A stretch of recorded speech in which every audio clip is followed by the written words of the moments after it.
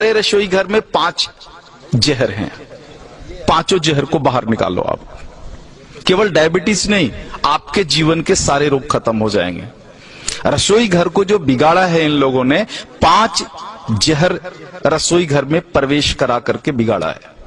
उसमें से उजला आटा यानी गेहूं का आटा, मैदा एक जहर, उजला नमक दूसरा जहर यानी आयोडीन नमक, ये दूसरा जहर है।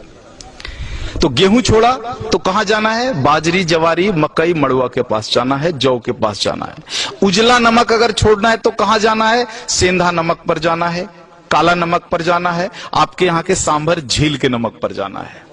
यह शुद्ध नमक है। तो दूसरा जहर हुआ। तीसरा जो जहर इन्होंने डाला है चीनी।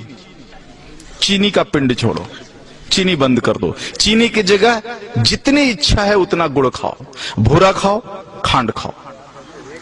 ये डायबिटीज की अच्छी दवा है। गुड़ डायबिटीज की अच्छी दवाओं में से एक है।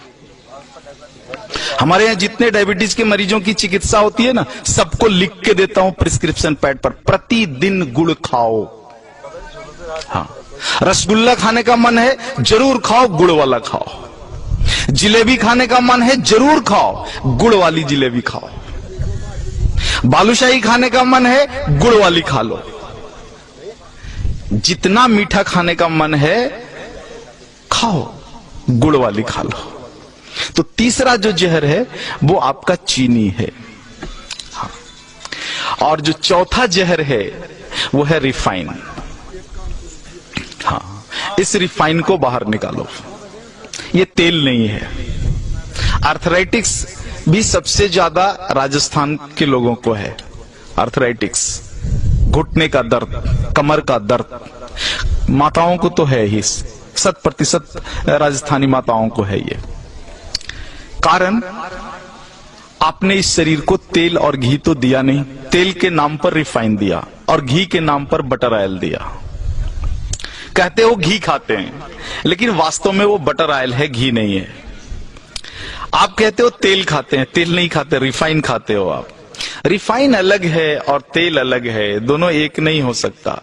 तो इस रिफाइन को बाहर निकालो और तेल को लेकर के आ जाओ। तेल सरसों का हो सकता है, तिल का हो सकता है, आपके यहाँ अच्छा राई, सरसों, तिल, ये 3 चीजें तो मैं जानता हूं, और शायद कुछ मूंगफली का भी बढ़िया हो सकता है। ये सारी चीजें हैं। 2 विरुद्ध चीजें हैं, एक सूर्यमुखी और सोयाबीन। इनके चक्कर में मत पड़ना, ये दोनों खतरनाक हैं। तो इस तरह से रसोई घर से अगर कुछ चीजों को आप बाहर निकाल दो। 2 मॉडर्न चीजें हैं, एक प्रेशर कुकर, हाँ, जो आपके रसोई घर का प्रेत है, प्रेत को बाहर निकालो। हाँ, पकती नहीं अनाज, फटती है अनाज। दाल फटता है, उसमें पकता नहीं है। नीचे से ताप और ऊपर से प्रेशर, तुअर का दाल फट जाता है, पकता नहीं है। पकेगा तो मिट्टी की हांडी में धीरे धीरे, सने सने, धीमी आंच पर ही पकेगा। तुअर का पौधा जितने दिन तक मिट्टी में खड़ा रहता है, उसी हिसाब से समय लेगा हांडी में पकने के लिए। जल्दी कैसे पका लोगे आप? नहीं पका सकते। वो मिट्टी में 10 महीने तक खड़ा रहा है तो 10 मिनट तो लेगा ना चूल्हे पर पकने में। आप फटाफट 2 मिनट में पका लोगे, पकता नहीं, फट जाता है। अनाज को, फटा हुआ अनाज खाओगे तो गड़बड़ तो होगी ही, पका हुआ अनाज खाओ। प्रेशर कुकर में कोई भी अनाज नहीं पकता, केवल फटता है। तो इस प्रेत को बाहर निकाल दो। और दूसरा प्रेत तो कम है, जो है फ्रिज। हाँ, इसको बाहर निकाल दो। शरीर को अग्नि चाहिए। फ्रिज की सारी वस्तुएं शरीर के अग्नि को खराब कर देने वाली है। शरीर में अग्नि नहीं होगा तो पचेगा ही नहीं, और पचेगा नहीं तो सड़ेगा, और सड़ेगा तो वायु निकलेगा, और वायु निकलेगा तो पता है वायु क्या क्या करता है? पूरे शरीर में उपद्रव करता है। पैरालिसिस इसी में से आया हुआ है, हार्ट अटैक इसी में से आया हुआ है, ब्रेन हैमरेज इसी में से आया हुआ है।